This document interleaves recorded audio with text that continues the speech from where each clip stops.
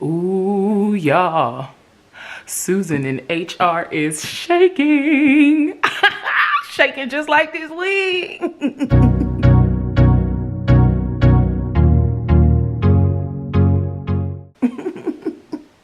Buck my head up a little bit. Buck it up.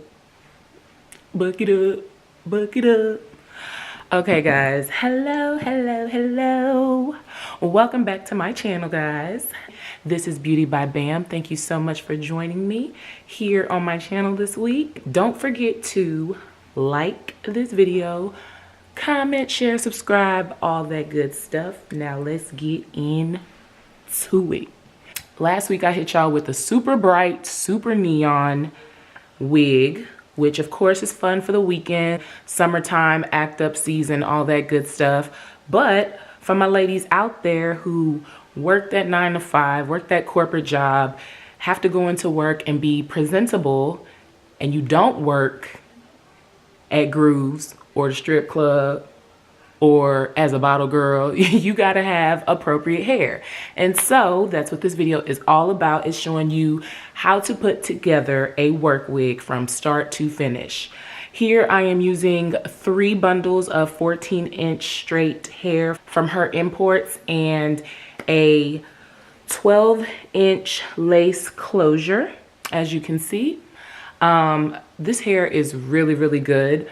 It's very, very affordable as well. I liked it a lot, and you know, I can tell that the quality is really, really good and that it's going to hold on for a really, really long time. Your work wig is something that you're gonna grab pretty much every day, Monday through Friday, so the hair has to be really, really good quality. And I can say for a fact that this hair, it has like that heavy feel. It drops, it swings, it's light, it's soft at the same time. And so I really, really like this hair a lot, especially for an everyday wear wig. But yeah, if you like what you see, which I know you do, keep on watching because we getting into it. All right, guys, what you will need for this wig, of course, like I said earlier, is 3 bundles of hair. The hair that I used is her imports hair. You're gonna need a closure to match the hair, a dome cap, some side combs, some powdered bleach and developer, as well as some T-pins and a blockhead and needle and thread. All right, first we're going to put on some gloves to protect our hands, and then we're gonna comb out the closure to make sure there's no tangles in it before we get ready to start bleaching the knots. Please forgive me for working on a pool table. It's the only table I have in my workspace.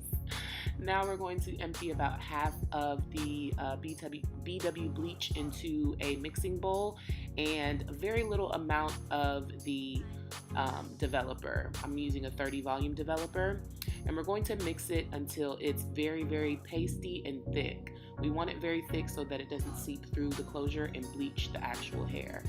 Next, we're just going to apply it by carefully patting it on the lace, being careful again not to press it all the way through onto the other side, because we just want to bleach the knots and not the actual hair. After we do that, we're going to cover it with some foil to allow it to process, and we're going to set a timer for 30 minutes and get started on the wig. Next, I'm going to put the dome cap on the wig block, and I'm going to make sure that I put the front of the dome cap on front as if I was wearing it, of course, and the back in the back. Next, I'm just going to start sewing.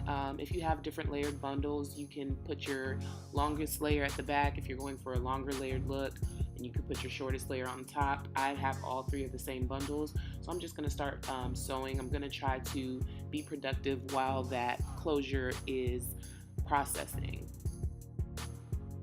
Okay, so now 30 minutes has passed and it's time to wash out the closure, and I'm just going to rinse it out with some cool water, and then I'm going to use the Shimmer Lights shampoo just to take out any extra brassiness that may have been applied through bleaching. I'm just going to carefully rub it on that side of the closure and then rinse it out. And lastly, I'm going to add some of my favorite conditioner to use on my weave, which is Hello Hydration. You can't really see the bottle here, but you can see the blue conditioner. I'm going to run it through the hair just to make sure that it's soft and that there's no more no more bleach in it.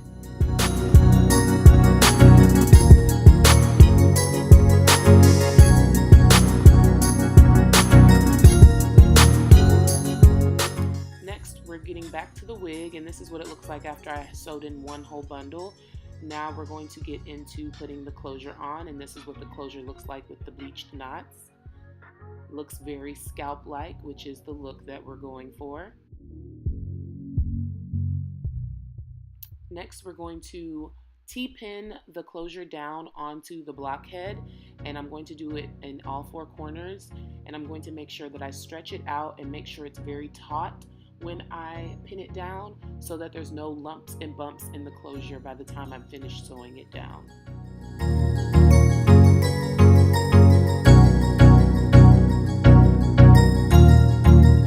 That's good.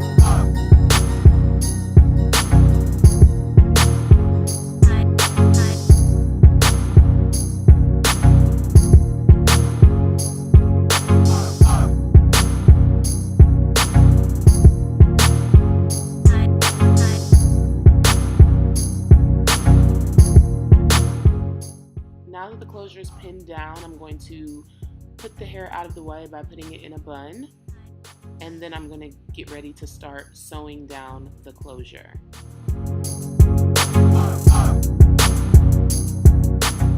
This is how it should look when it's all pinned down. No lumps, no bumps, just straight lines. I'm going to sew the back part first, and I'm going to sew the sutures very, very close together, almost like literally right on top of each other.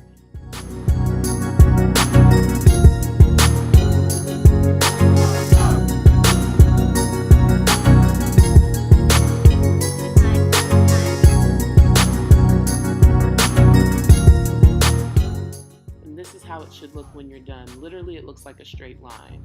Look at those sutures. Looking good. Next, I'm going to sew the sides, and then I'll be done sewing down the closure. After that, I'm just going to continue sewing on the hair all the way around the wig block, side to side, all the way to the top.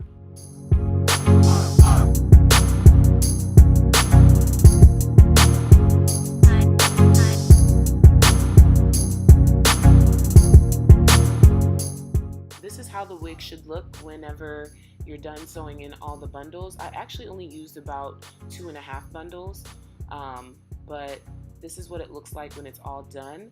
The next thing that we're going to do is cut away the excess cap that's underneath the closure. We're going to separate it and then cut along the perfectly sewn closure lines, as you can see me doing right here.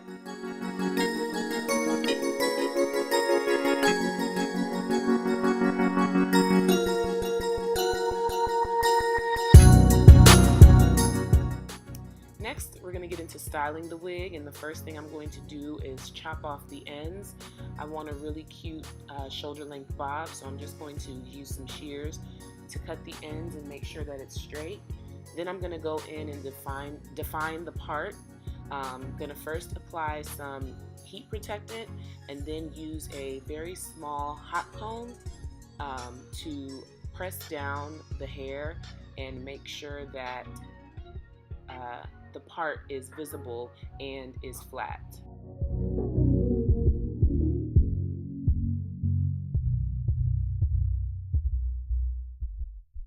I want to be very careful when using the hot comb. Next, I'm going to go in and add some layers. This is going to add some lightness and movement to the hair. Of course, we don't want no stiff wig. So this is a very critical part of your work bob. And then, of course, I'm going to go through with a flat iron and lightly bump the ends, as you can see me doing here.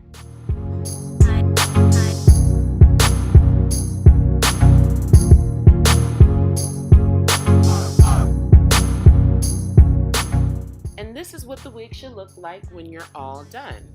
It's going to have a lot of movement, and it's gonna be very cute. Look at it. Stiff wear. Stiff wear, baby, stiff wear. All right, some of the finishing touches we're gonna do is putting some combs into the hair for security. We're gonna put 3 combs in, 1 at the back and 2 at the sides, and we're going to sew them in with the needle and thread, of course, and we're going to make sure that we knot it through on every suture, as you can see me doing right here.